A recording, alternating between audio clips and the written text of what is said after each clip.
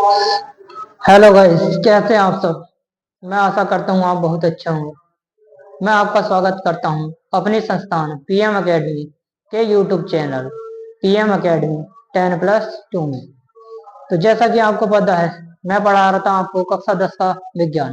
तो विज्ञान की मैंने पहली क्लास करा दी है, ठीक है। तो आज मैं आपको कराने वाला हूँ क्लास नंबर 2, ठीक।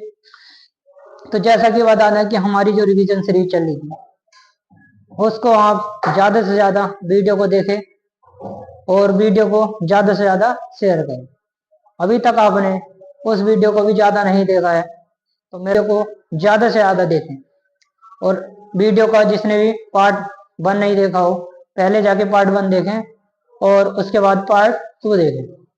तो जैसा कि आपको पता है, रिवीजन सीरीज पे आपकी मैथ की क्लास भी चल रही है, आप उसको भी ज्यादा से ज्यादा सपोर्ट करें। तो आइए, आपको मैं कराने वाला हूँ आज क्लास नंबर 2, ठीक है। तो जैसा कि आपको दिख भी रहा होगा, पीएम एकेडमी 10+2। तो हमारी तरफ से जो हमारी संस्थान है पीएम एकेडमी संस्थान, तो उसकी तरफ से जो रिवीजन सीरीज चल रही है आपको, ठीक है। तो उसमें मैं जो आपको करा रहा हूँ कक्षा 10 का विज्ञान करा रहा हूँ।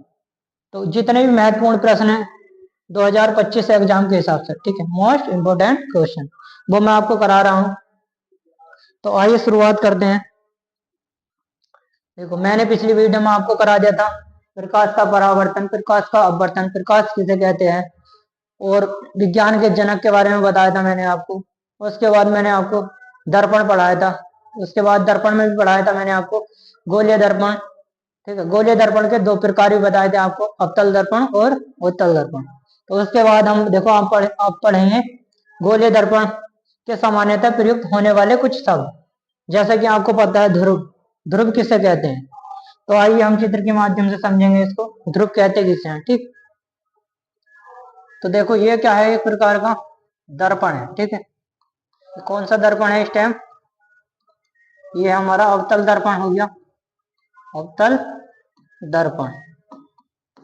तो दर्पण का जो मध्य बिंदु होगा, ठीक है, जो दर्पण का मध्य बिंदु होगा उसी को हम कहेंगे दर्पण का ध्रुव। इसको हम पी से प्रदर्शित करेंगे, ठीक। उसके बाद ये जो रेखा खींची है, ठीक है, यहाँ होगा, क्या होगा इसका वक्रता केंद्र या वक्रता त्रिज्या, ठीक है।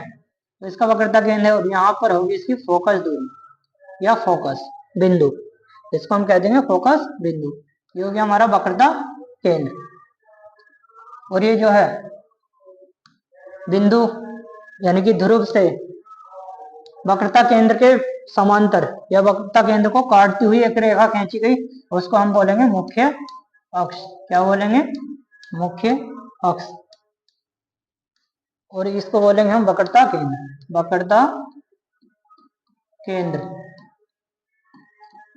इसको बोल देंगे हम फोकस बिंदु, फोकस बिंदु। मैं आपको परिभाषा भी बताऊंगा आपको, ठीक है। ये तो मैंने आपको बेसिक बताया, ठीक। ये दर्पण का द्वारक हो जाएगा M1 M2 कह सकते हैं, या अपने हिसाब से कुछ भी मान सकते हैं। ये हो गया हमारा ध्रुव। तो देखो परिभाषा में भी देख लो, जैसे कि पहला नंबर था हमारा ध्रुव।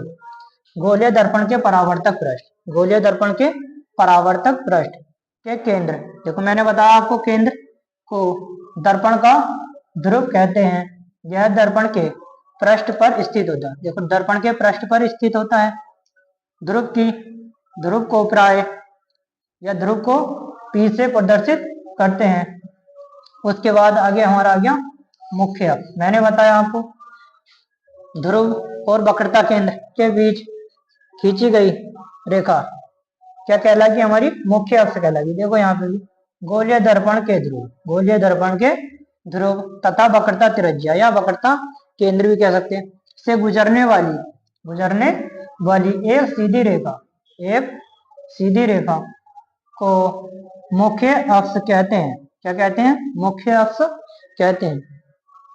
मुख्य अक्ष दर्पण के ध्रुव पर अभिलंब है, यानी कि दर्पण के ध्रुव पर क्या खींची गई हमने, अभिलंब खींची गई, ठीक।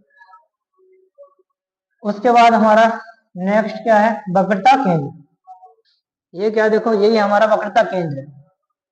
गोलीय दर्पण का परावर्तक पृष्ठ, गोलीय दर्पण का परावर्तक पृष्ठ जिस गोले का भाग है, इस गोले का केंद्र गोलीय दर्पण का वक्रता केंद्र कहलाता है। मैं आपको बता दूं, जैसे कि वक्रता केंद्र है, ये क्या है? गोलीय दर्पण, यानी कि गोलीय दर्पण जिस गोले का भाग होता है उसका जो केंद्र होता है उसी को हम वक्रता केंद्र कहते हैं। आगे हम जानेंगे वक्रता त्रिज्या, जानेंगे फोकस बिंदु जानेंगे। तो देखो जैसा कि यहाँ पर वक्रता त्रिज्या, मैंने चित्र में ही बताया था वक्रता त्रिज्या क्या होगी। वक्रता त्रिज्या देखो चित्र में, यहां से यहां तक की दूरी, ठीक है, यहां से यहां तक की दूरी क्या कहलाएगी? हमारी वक्रता त्रिज्या कहलाएगी। या कह सकते हैं, यह कह सकते हैं हम, देखो गोलीय दर्पण का परावर्तक पृष्ठ, गोलीय दर्पण का परावर्तक पृष्ठ जिस गोले का भाग है, जिस गोले का भाग है उसको हम कहेंगे, उसकी त्रिज्या, दर्पण की वक्रता त्रिज्या कहलाती है। इसे R से निरूपित या प्रदर्शित करते हैं। देखो वक्रता त्रिज्या बता रहा हूं आपको। वक्रता त्रिज्या होती क्या? वह गोलीय दर्पण या जिस गोले का भाग होता है दर्पण, वो ये, जैसे कि देखो यहाँ पे गोलीय दर्पण, गोलीय दर्पण परावर्तक पृष्ठ जिस गोले का भाग है उसकी त्रिज्या दर्पण की वक्रता त्रिज्या कहलाती है। इसे अक्सर R से निरूपित किया जाता है। गोलीय दर्पण जिस गोले का भाग होता है, गोलीय दर्पण जिस गोले का भाग होता है उसकी त्रिज्या, यानी कि उस गोले की त्रिज्या हमारी क्या कहलाएगी? दर्पण की वक्रता त्रिज्या कहलाती है। इसे हम R से निरूपित करते हैं। उसके बाद देखो मैंने आपको द्वारक भी बताया था। द्वारक किसे कहते हैं? तो गोलीय दर्पण के परावर्तक पृष्ठ तल की वृत्ताकार सीमा रेखा, देखो ये क्या है हमारी, ठीक है, ये क्या है हमारा? गोलीय दर्पण है, ठीक है। ये वाली सीमा और ये वाली सीमा, यही हमारी क्या कहलागी? द्वारक कहलागी। देखो यही लिखा है, गोलीय दर्पण के परावर्तक पृष्ठ तल की वृत्ताकार सीमा रेखा का व्यास, ठीक है, ये इसका व्यास है, व्यास का द्वारक कहलाता है। इसे MN या फिर हम M1 M2 या फिर हम इसको N कह सकते हैं। उसके बाद देखो, उसके बाद है हमारा मुख्य अक्ष, ठीक है, मुख्य अक्ष पर वह बिंदु, यानी कि हमारा क्या है? फोकस बिंदु, क्या यहाँ वाला हेडिंग? फोकस, फोकस बिंदु, फोकस बिंदु, मुख्य अक्ष पर वह बिंदु, मुख्य अक्ष पर वह बिंदु जहां मुख्य अक्ष के समांतर किरणें आकर मिलती हैं या परावर्तित किरणें मुख्य अक्ष पर एक बिंदु से आती हुई महसूस होती हैं, महसूस होती हैं, वह बिंदु गोलीय दर्पण का मुख्य फोकस कहलाता है। या फिर दूसरी परिभाषा देखो चित्र के अनुसार, देखो ये चित्र बनाया था मैंने, ध्रुव से, ध्रुव से, देखो फोकस बिंदु था ना हमारा, ध्रुव तथा वक्रता केंद्र, ध्रुव तथा वक्रता केंद्र के बीच का मध्य बिंदु, वक्रता केंद्र के बीच का मध्य बिंदु फोकस बिंदु कहलाता है। इसे कैपिटल F से प्रदर्शित करते हैं, इसे कैपिटल F से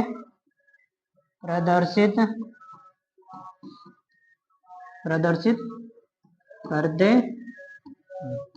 देखो एक बार और समझ लो यहाँ पे चित्र के हिसाब से,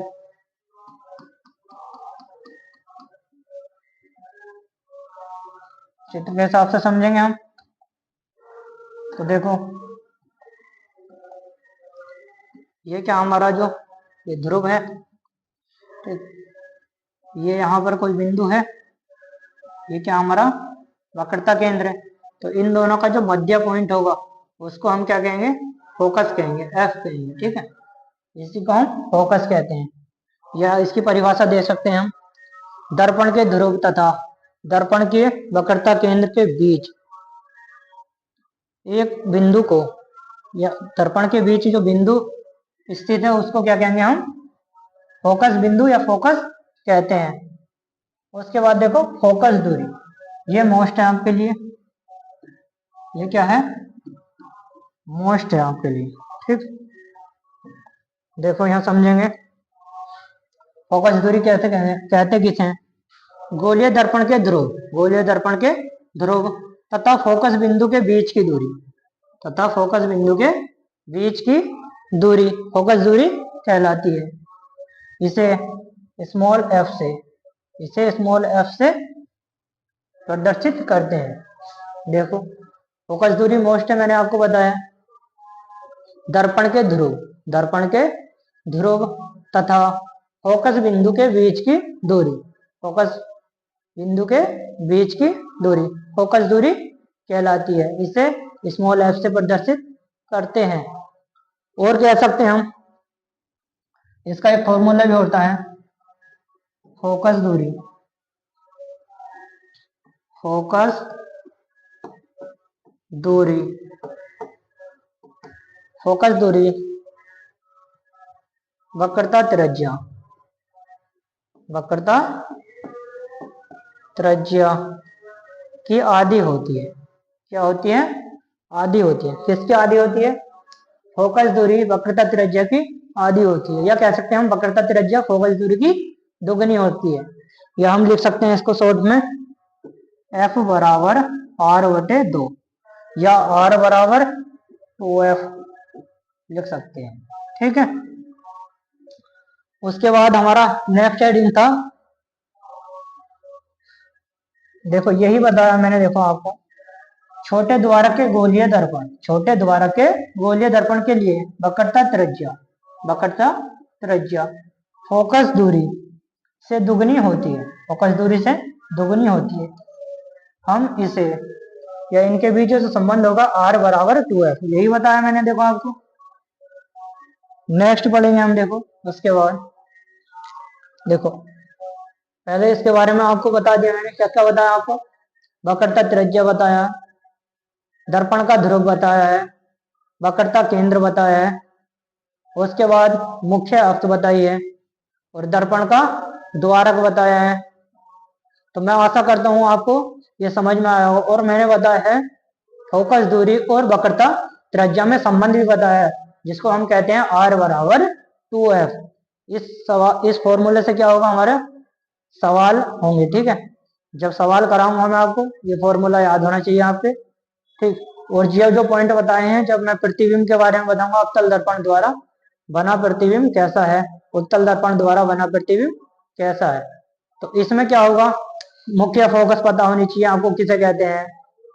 फोकस दूरी, फोकस बिंदु, वक्रता केंद्र, वक्रता त्रिज्या, ये सब पता होनी चाहिए। और उसके बाद मैंने पहले ही आपको बता दिया उत्तल दर्पण कहते किसे हैं, उत्तल दर्पण कहते किसे हैं, इसका चित्र कैसा बनता है, ये सब मैंने आपको बता दिया। ठीक, आगे बढ़ते हैं हम इसके बाद। तो इसके बाद देखो टॉपिक है प्रतिबिंब। क्या है? यहाँ हेडिंग है हमारा प्रतिबिंब। प्रतिबिंब किसे कहते हैं? ठीक, प्रतिबिंब किसे कहते हैं, या प्रतिबिंब कहाँ बनता है? ठीक है, तो देखो प्रतिबिंब वहां बनता है, प्रतिबिंब वहां बनता है जिस बिंदु पर, जिस बिंदु पर कम से कम दो परावर्तित किरणें, दो परावर्तित किरणें प्रतिच्छेदित होती हैं या प्रतिच्छेदित होती हुई प्रतीत होती है। देखो प्रतिबिंब कहाँ बनता है? जहां पर दो रेखाएं प्रतिच्छेदित करती हुई मिलती हैं या प्रतिच्छेद मिलती हुई प्रतीत होती हैं, तो उसको हम क्या कहेंगे? हम उसको हम कहेंगे प्रतिबिंब। ठीक है, पता चल गया प्रतिबिंब कहाँ बनेगा? जिस बिंदु पर कम से कम, जिस बिंदु पर कम से कम दो प्रतिच्छेदित रेखाएं मिलती हैं या मिलती हुई प्रतीत होती हैं, इस प्रकार। ठीक है, देखो इसके कितने प्रकार है, इसके कितने प्रकार, मैं बता दूं आपको, इसके दो प्रकार, यानी कि प्रतिबिंब कितने प्रकार का है? प्रतिबिंब कितने प्रकार का है? प्रतिबिंब दो प्रकार के हैं। ठीक है, आपसे प्रतिबिंब की परिभाषा नहीं पूछेगा, पूछ सकता है वो, तो प्रतिबिंब के प्रकार पूछ सकता है, प्रतिबिंब के प्रकार कितने हैं। वास्तविक प्रतिबिंब किसे कहते हैं, आभासी प्रतिबिंब किसे कहते हैं। ठीक है, वास्तविक प्रतिबिंब के बारे में आपको पता होना चाहिए और आभासी प्रतिबिंब के बारे में आपको पता होना चाहिए। तो मैं आपको क्या कराने वाला हूं, प्रतिबिंब के प्रकार। तो प्रतिबिंब के दो प्रकार होते हैं, पहला है हमारा वास्तविक प्रतिबिंब, उसके बाद दूसरा हमारा आभासी प्रतिबिंब। तो आइए जानेंगे वास्तविक प्रतिबिंब कहते किसे हैं। देखो, किसी बिंदु वस्तु से, किसी बिंदु वस्तु से, किसी बिंदु वस्तु से चलने वाली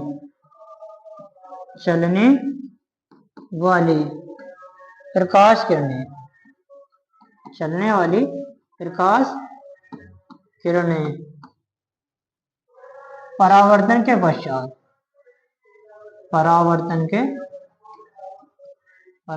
के पश्चात परावर्तन के पश्चात जिस बिंदु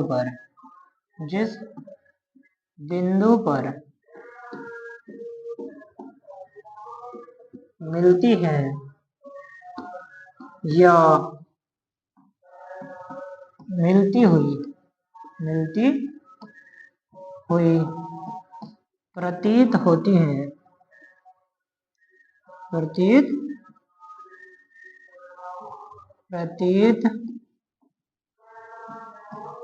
प्रतीत होती है, उस बिंदु को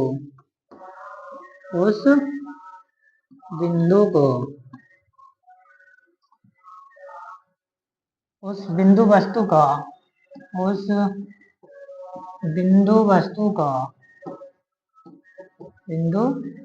का वास्तविक प्रतिबिंब कहते हैं, वास्तविक प्रतिबिंब कहते हैं। इसे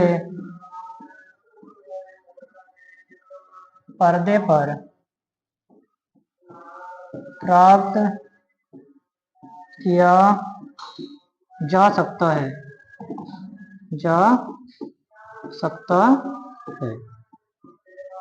ठीक है। मैं समझा दूं आपको। देखो, किसी बिंदु वस्तु से चलने वाली प्रकाश किरणें अपवर्तन के पश्चात जिस बिंदु पर मिलती है या मिलती हुई प्रतीत होती है, उस बिंदु वस्तु का वास्तविक प्रतिबिंब कहते हैं। इसे पर्दे पर प्राप्त किया जा सकता है, यानी कि इस प्रतिबिंब को क्या कर सकते हैं, हम पर्दे पर प्राप्त कर सकते हैं। उसके बाद देखो, मैंने आपको क्या बताया, आभासी प्रतिबिंब। तो आभासी प्रतिबिंब कहते किसे हैं, अब पढ़ेंगे हम आभासी प्रतिबिंब। तो देखो, यहां लिख दो आभासी प्रतिबिंब, आभासी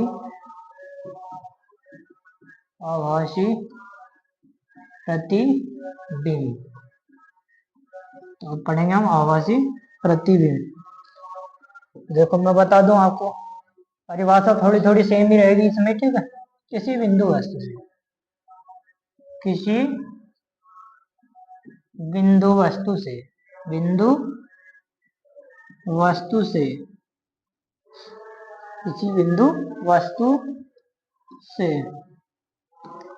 चलने वाली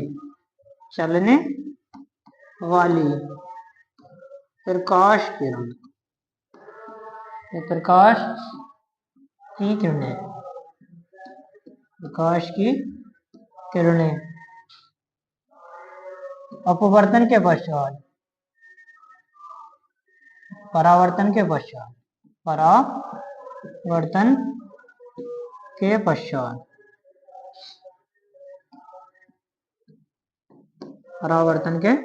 पश्चात जिस बिंदु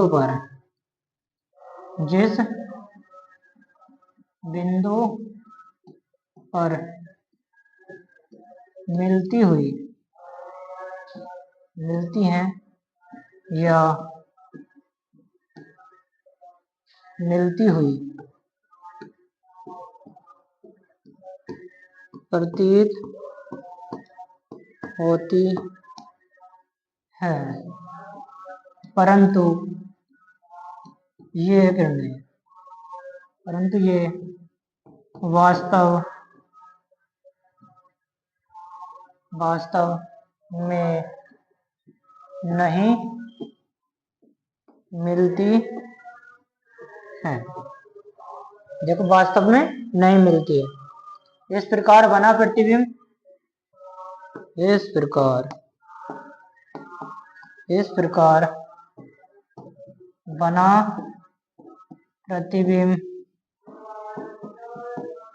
प्रकार बना प्रतिबिंब आभासी प्रतिबिंब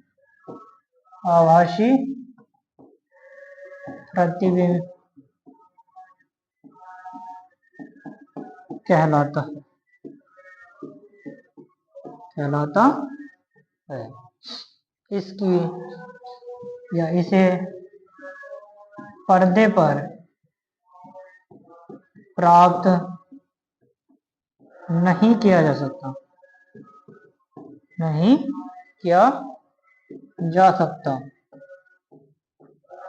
केवल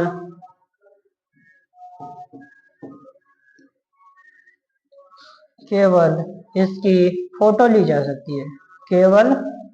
इसकी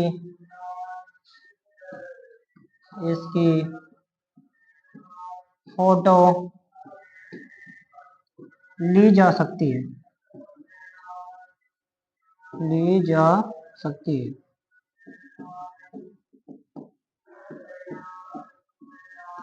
मैं समझा दूं, देखो आपको एक बार। किसी बिंदु वस्तु से चलने वाली प्रकाश किरण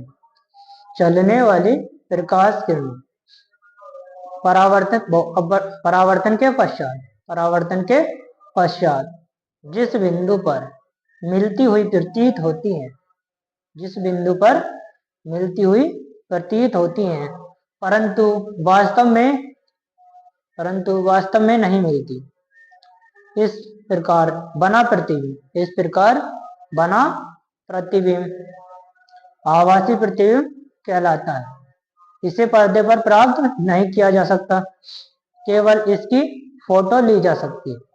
ठीक, एक बार फिर से देखो, मैंने कितना बताया आपको, ये समझेंगे। ठीक है, तो मैंने आपको क्या क्या करा दिया। देखो, यहाँ पे प्रतिबिंब कहते किसे हैं। ठीक है, प्रतिबिंब किसे कहते हैं। देखो, प्रतिबिंब वह बनता है जिस बिंदु पर कम से कम दो परावर्तित किरणें प्रतिच्छेदित होती हैं या प्रतीत होती है, यानी कि मिलती हुई, या तो मिलती है या फिर मिलती हुई प्रतीत होती है। प्रतिबिंब कितने प्रकार के होते हैं। प्रतिबिंब दो प्रकार के बताए मैंने आपको। पहला है वास्तविक प्रतिबिंब, दूसरा हमारा आभासी प्रतिबिंब। वास्तविक प्रतिबिंब के बारे में मैंने बताया आपको, या फिर देख लो, इसका चित्र भी बना सकते हैं हम। देखो, चित्र कैसा बनाएंगे। ठीक है, दर्पण लेना पड़ेगा हमें एक। तो मैंने अवतल दर्पण ले लिया। ठीक है, अवतल दर्पण ले लिया। ये क्या होता है, इसका एफ होता है, यानी फोकस बिंदु होता। ये हमारा होता वक्रता केंद्र। ठीक है, और ये हमारा ध्रुव। ये हो गया एम, ये हो गया एन। दर्पण का द्वारक हो गया, और ये हो गया हमारी मुख्य अक्ष। ठीक है, ये क्या होगी, मुख्य अक्ष।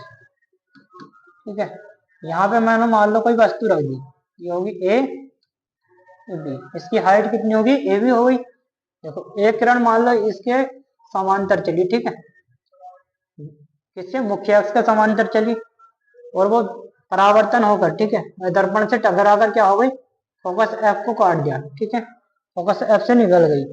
उसके बाद जो दूसरी किरण है से चली, बी बिंदु से कहाँ चली, देखो, वक्रता केंद्र सी पे होती हुई चली है। ठीक है, और जहां ये मिलेंगे आपस में, ये यहाँ पर मिली है। देखो, कहाँ मिली, पेन का कलर चेंज ले लेंगे। ठीक है, देखो, यहाँ पे मिली है। तो यही क्या हमारा प्रतिबिंब है। कैसा प्रतिबिंब है, देखो, अगर दर्पण के इधर बन जाए तो कैसा होगा, ये वास्तविक होगा। दर्पण के इधर बनेगा तो आभासी होगा। तो देखो दर्पण के इधर बन जाए, ये हो गया हमारा ए डैश, ये हो गया हमारा बी डैश। कैसा बनता है? जो वास्तविक प्रतिबिंब होगा वो उल्टा होगा, उल्टा ही बना देखो। और कैसा बना है? ये तो आकार पर निर्भर करेगा, ठीक है। वस्तु अगर दर्पण से दूर रखी होगी तो बस प्रतिबिंब छोटा बनेगा, वस्तु अगर पास रखी होगी तो प्रतिबिंब बड़ा बनेगा, ठीक।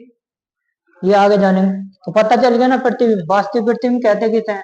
जो दर्पण के दाई साइड बने, वो बाई साइड बनेगा, ठीक है। दर्पण के बाई साइड बनेगा वो क्या कहलाएगा? हमारा वास्तविक वास्तविक प्रतिबिंब कहलाएगा, ठीक है। देखो इसको क्या कर सकते हैं हम? पर्दे पर प्राप्त कर सकते हैं, ठीक है। मान लो कोई वस्तु रख दी यहाँ, दर्पण लग जाए यहाँ, ठीक है। तो अगर पर्दा लगाएंगे तो पर्दे पर क्या बन जाएगी? इसकी छवि बन जाएगी, ठीक है। अगला अगला मैंने बताया आभासी प्रतिबिंब, ठीक है। अब आभासी प्रतिबिंब के लिए हम मान लो ये वाला दर्पण ले लो, ठीक है। कैसा दर्पण है ये? उत्तल दर्पण। ये कौन सा हो गया हमारा? अवतल दर्पण ले लिया, उत्तल दर्पण ले लिया, ठीक है। अवतल भी ले सकते हैं, ठीक है। उसमें क्या करना पड़ेगा? हम वस्तु पास में रखनी पड़ेगी, ठीक है। तो देखो इसका फोकस कहाँ होता है? इसका फोकस बैक साइड होता है, ठीक है। और ये मान लो हमारा क्या हो गया? इसकी वक्रता, त्रिज्या वक्रता केंद्र यहाँ होगा, ठीक है। यहाँ कोई वस्तु रख दी हमने, मान लो ए बी। पहली बात तो इतनी दूर नहीं रखो इसको, वस्तु को पास में रखो, ठीक है। ये होगी हमारी ए बी वस्तु, ठीक है। ये इसके समांतर चल रही, ठीक है। देखो ये क्या होगी? इस पे जाएगी, ठीक है। परंतु ये जाती हुई प्रतीत होगी, पूरी तरीके से इसके पार थोड़ी ना जा सकती दर्पण के, बैक लौट जाएगी। उसके बाद एक चली किरण यहाँ से, ठीक है। तो ये यहाँ पहुंच गई, एक चली यहाँ को, ये जहां मिलेंगे वहीं क्या बनेगा? इनका प्रतिबिंब बनेगा। इसी को क्या कहेंगे हम? आभासी प्रतिबिंब। दर्पण के इधर बन जाए तो ये कैसा होगा? काल्पनिक होगा, ठीक। आगे पढ़ेंगे हम, देखो आगे पढ़ेंगे हम आभासी वो समतल दर्पण द्वारा बना प्रतिबिंब। किसके द्वारा? समतल दर्पण द्वारा बना प्रतिबिंब कैसा होता है, ठीक है। क्या लिखेंगे? समतल दर्पण द्वारा बना प्रतिबिंब, बना प्रतिबिंब। तो समतल दर्पण द्वारा जो प्रतिबिंब बनते हैं वो कैसे बनते हैं, ठीक है। तो मैं बता दूं आपको, समतल दर्पण द्वारा प्रतिबिंब बनता है तो वो वस्तु के बराबर बनता है। अगर वस्तु दर्पण से जितनी दूर होगी, प्रतिबिंब की दूरी भी क्या होगी? उतनी ही दूर होगी, ठीक है। यही इसमें लिखा हुआ देखो। और ये कैसा बनता है? आभासी एवं सीधा बनता है। तो समतल दर्पण द्वारा प्रतिबिंब बनता है वो कैसा बनता है? आभासी एवं सीधा होता है। प्रतिबिंब का आकार वस्तु के आकार के बराबर होता है, यही बताया मैंने, वस्तु के आकार के बराबर होता है। और कैसा होता है? आभासी और सीधा होता है। उसके बाद मैंने देखो आपको क्या कराया, बताया मैंने, प्रतिबिंब दर्पण के उतने ही पीछे बनता है जितनी वस्तु दर्पण के पास या दूर होती है, ठीक है। मान लो ये हो गया हमारा समतल दर्पण, ठीक है। पहले ही बनवाया था मैंने आपको चित्र।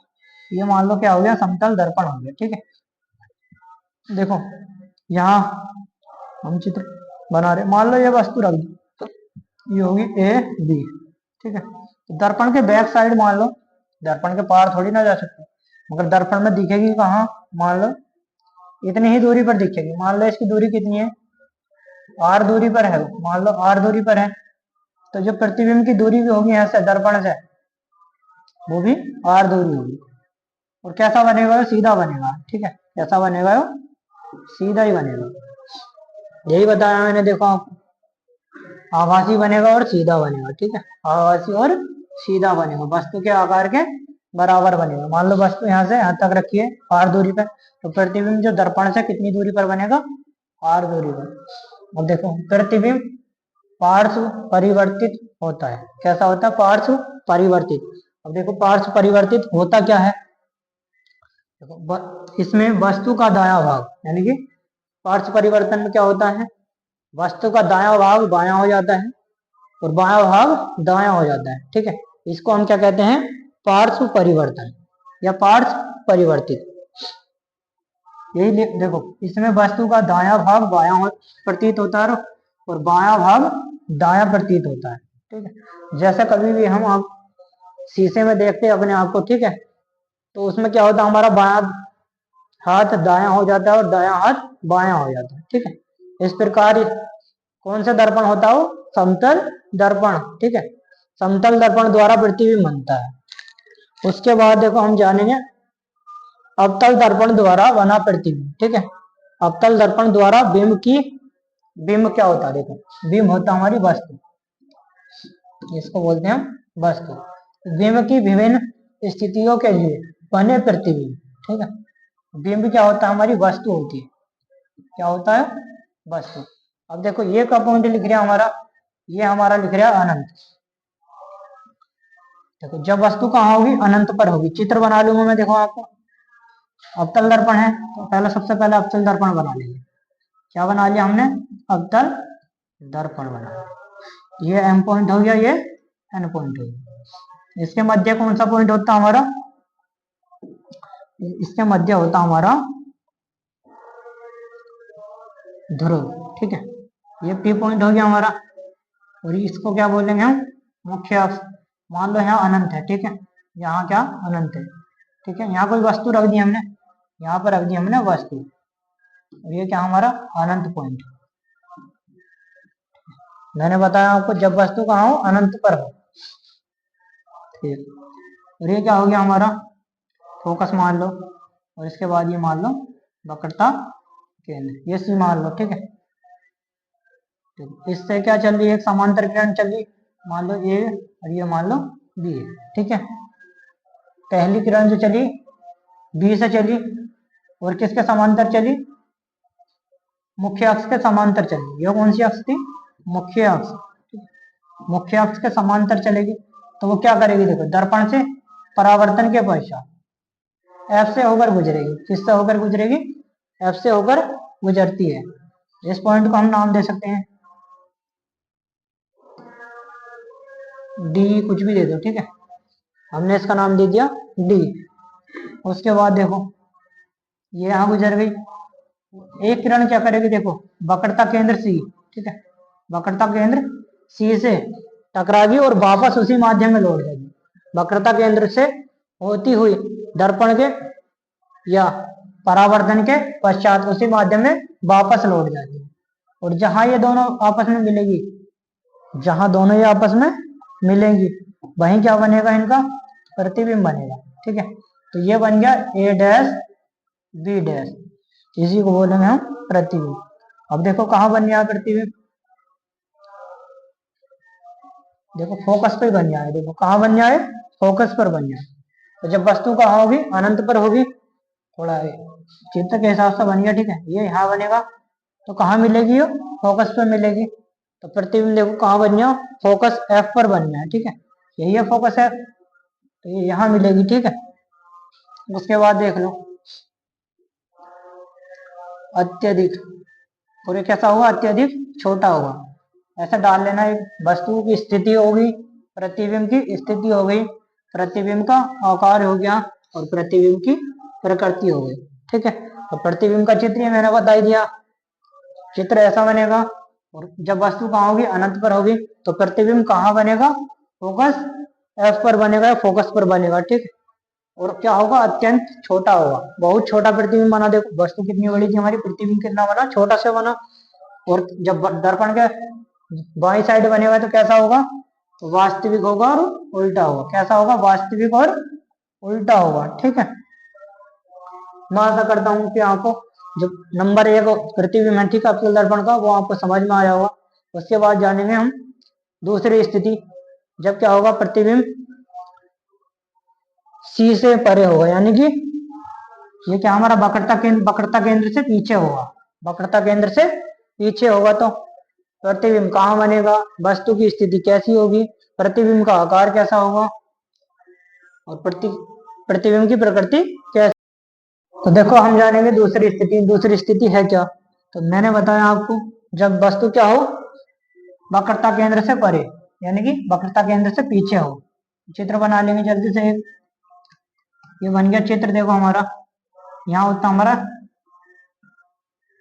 पी बिंदु होता, यानी कि ध्रुव होता, ये एम एन हो गया, यहाँ होगी हमारी फोकस बिंदु, और यहाँ हो गया हमारा वक्रता केंद्र। जब वस्तु इससे पीछे हो, ठीक है, इससे पीछे हो, तो देखो प्रतिबिंब कहाँ बन गया हमारा, F तथा C के बीच में। ये वस्तु ले लो, ठीक है, ये होगी A, ये B। देखो कहाँ बन गया, F तथा C के बीच में। यहाँ से चलेगी किरण, ठीक है, इसको काटेगी एक, इसको काटती हुई आ जाएगी, ठीक है, तो इनके बीच में बन गया है, ठीक है। देखो ये बन गया हमारा प्रतिबिंब, कहाँ बन गया है,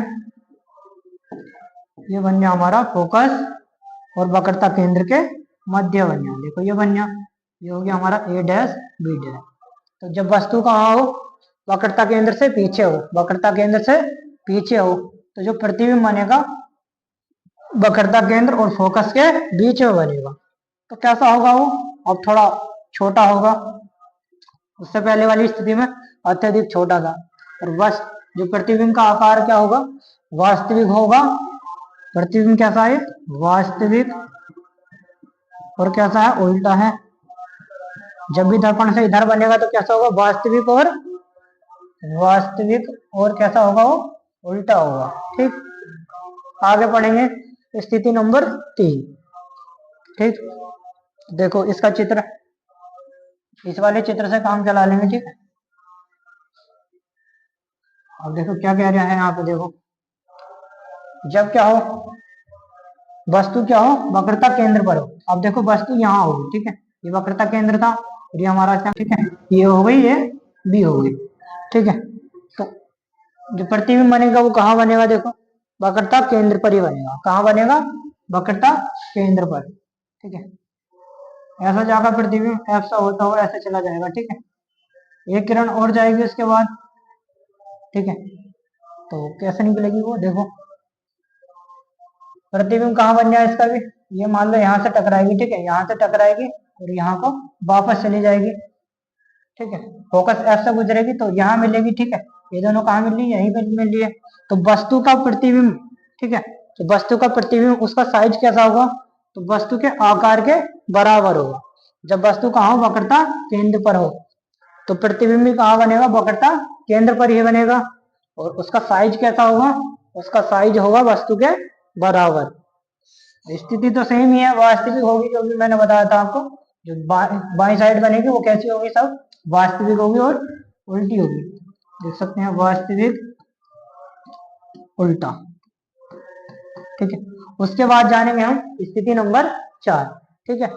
तो स्थिति नंबर आप ऐसे ही समझ लो, उसके लास्ट में मैंने सारे चित्र बना रखे हैं, उसको मैं बता दूंगा थोड़ा थोड़ा, ठीक है आपको। तो देखो जब वस्तु कहाँ हो, वक्रता केंद्र तथा F के बीच में, कहाँ हो वस्तु, वक्रता केंद्र, ठीक है, ये वक्रता केंद्र है, ये F है। मान लो वस्तु यहाँ हो, ठीक है, वस्तु कहाँ, यहाँ हो, ठीक है। तो जो प्रतिबिंब बनेगा वो पीछे बनेगा, ठीक है, किसके पीछे बनेगा, वक्रता केंद्र से पीछे बनेगा, वक्रता केंद्र से पीछे बनेगा। और जब पीछे बनेगा तो वस्तु से क्या बनेगा, वो बड़ा बनेगा। तो प्रतिबिंब का साइज क्या हो जाएगा, यहाँ पर बड़ा हो जाएगा। अब मैंने बताया आपको, बाएं साइड बनेगा तो वास्तविक होगा, उल्टा होगा, ठीक है, वास्तविक होगा और उल्टा होगा। उसके बाद स्थिति नंबर देखो 5। तो जो 5वीं स्थिति है वो हमारी क्या है, देखो, ठीक है, जब वस्तु कहाँ हो, फोकस पर। अब वस्तु कहाँ होगी, इस पॉइंट पर होगी, ठीक है, कहाँ होगी, फोकस पर।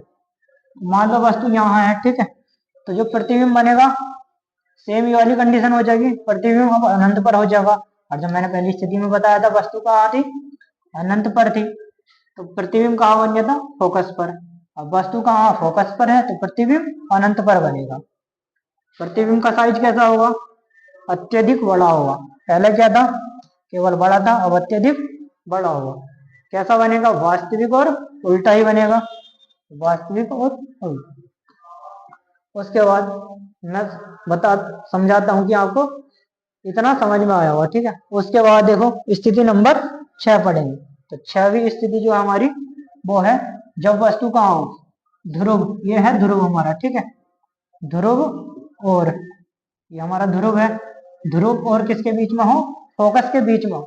मान लो यहाँ रख दी हमने वस्तु, ठीक है, ये वस्तु रख दी, जो प्रतिबिंब बनेगा इसका, तो प्रतिबिंब कैसा बनेगा, दर्पण के पीछे बन जाएगा, यहाँ कहीं पॉइंट पे बनेगा, ठीक है, इसका प्रतिबिंब पीछे बनेगा, ठीक है। तो इसका जो प्रतिबिंब बनेगा दर्पण के पीछे बनेगा, पीछे ही बनेगा तो कैसा बनेगा ये, अवतल दर्पण के लिए बड़ा बनेगा। कैसा बनेगा ये, बड़ा बनेगा। तो प्रतिबिंब का साइज हो गया बड़ा। और कैसा होगा, जब मैंने बताया आपको दर्पण के पीछे बनेगा तो कैसा बनेगा आकार, या प्रकृति कैसी होगी उसकी, उसकी प्रकृति होगी आभासी और सीधा, आभासी और सीधा। कैसा होगा, आभासी और सीधा, ठीक। मैं आशा करता हूं आपको अवतल दर्पण द्वारा बने प्रतिबिंब के बारे में समझ में आया होगा, ठीक।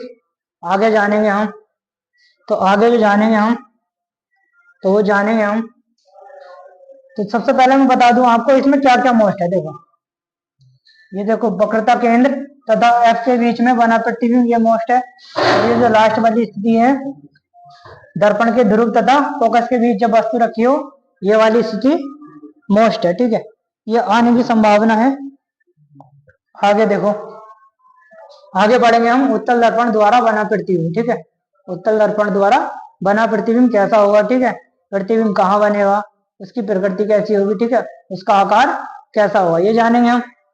तो देखो, उत्तल दर्पण द्वारा बने प्रतिबिंब की प्रकृति, स्थिति तथा आपेक्षिक आकार, ठीक है।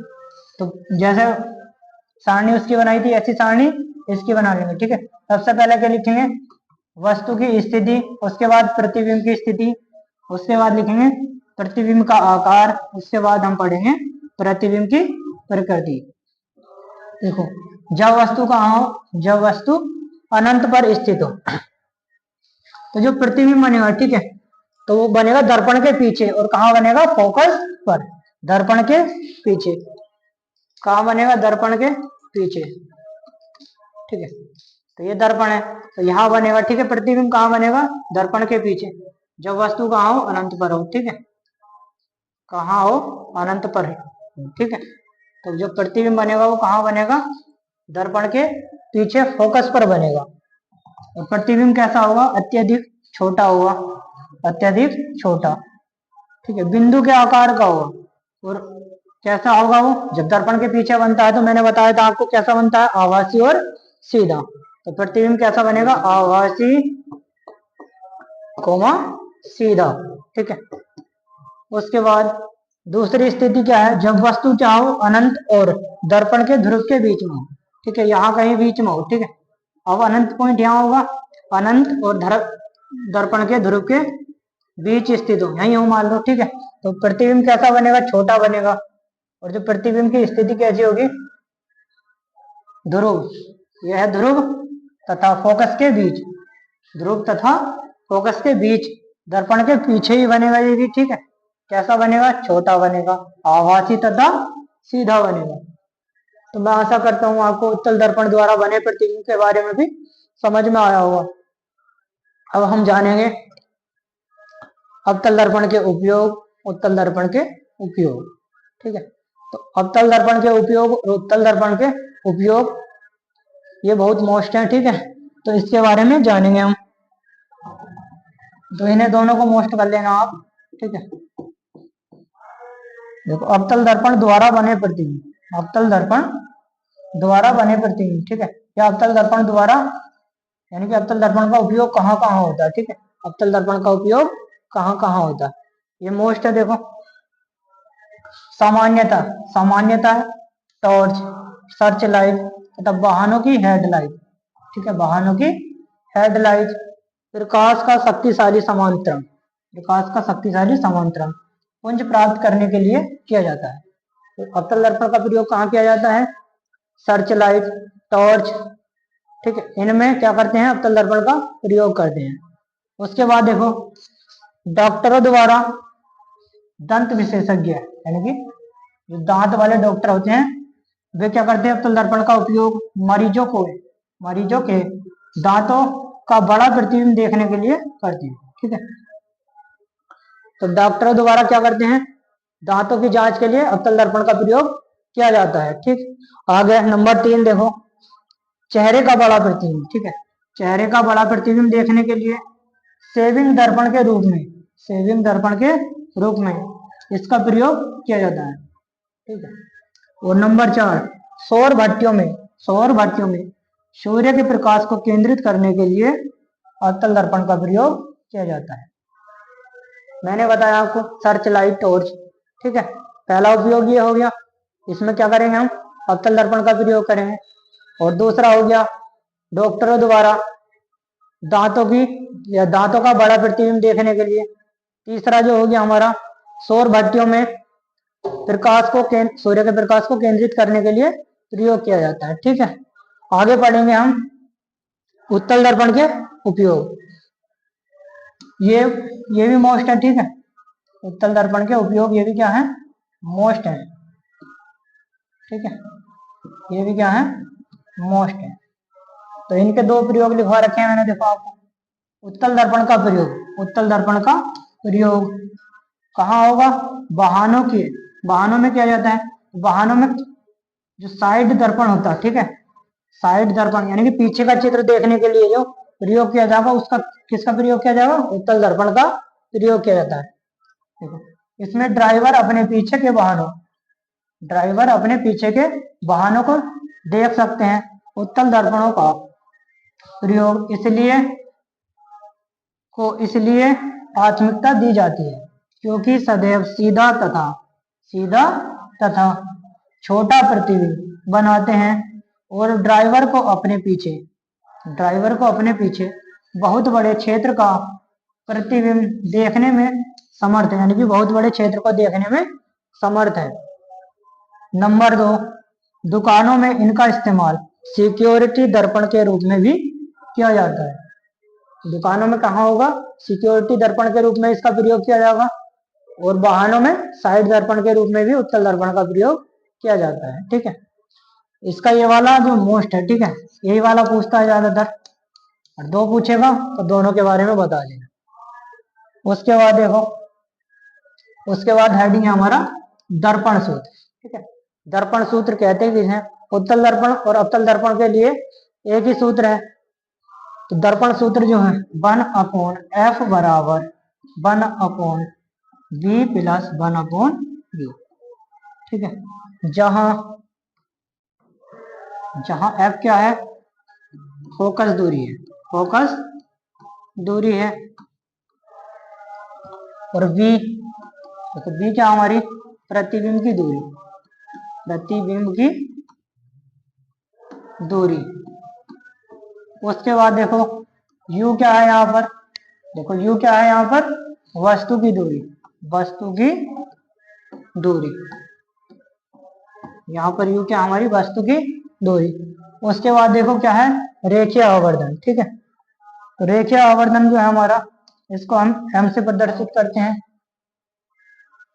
तो ये किसके लिए है, दर्पण के लिए है। ठीक है, m बराबर होता हमारा प्रतिबिंब की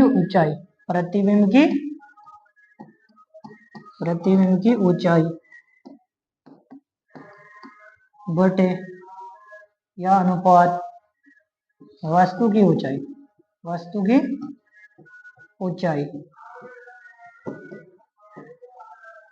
इसको अपनी तरफ से छोटा h बोल दो, इसको बड़ा h बोल दो। ठीक है, या फिर इसको कह सकते हैं m बराबर वस्तु की ऊंचाई होगी हमारी, या प्रतिबिंब की ऊंचाई को हम I भी बोल सकते हैं और वस्तु की ऊंचाई हम O भी बोल सकते हैं,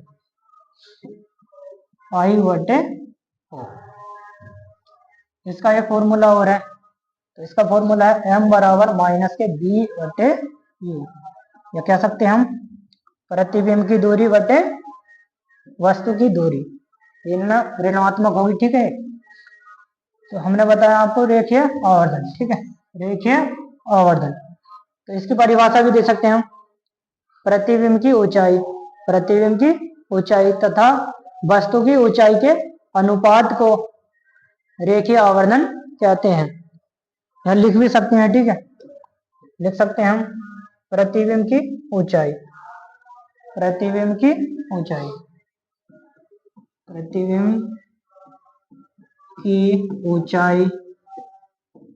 तथा वस्तु की ऊंचाई के अनुपात को के अनुपात को के अनुपात को रेखीय आवर्धन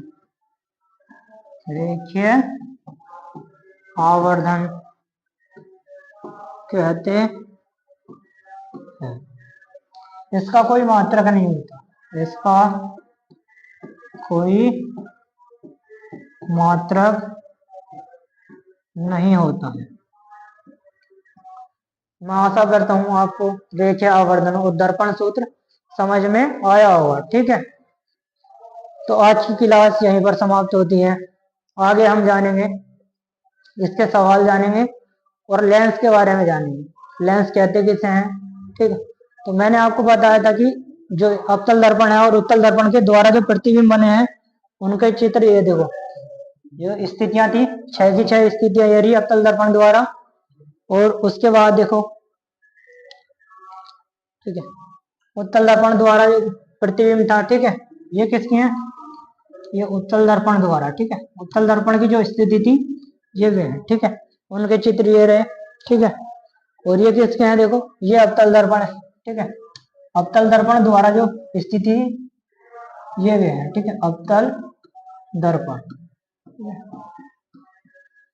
मैंने बताया था आपको, चित्र लास्ट में है, आप बनाने का कष्ट ना करें।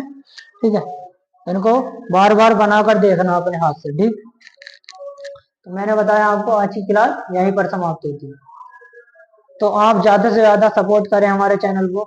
तो चैनल है हमारा पीएम एकेडमी 10+2। आज की वीडियो यहीं पर समाप्त होती है। जो भी बच्चे चैनल पर नए हो, चैनल को सब्सक्राइब करें, और जिन्होंने वीडियो का पार्ट 1 नहीं देखा हो पहले जाके पार्ट 1 देखें, और जिन्होंने मैथ की वीडियो भी नहीं देखी है वो जाके मैथ की वीडियो देखें। तो आज की वीडियो यहीं पर समाप्त होती है। अगली वीडियो में हम पढ़ेंगे, लेंस पढ़ेंगे और सवाल जानेंगे। ठीक।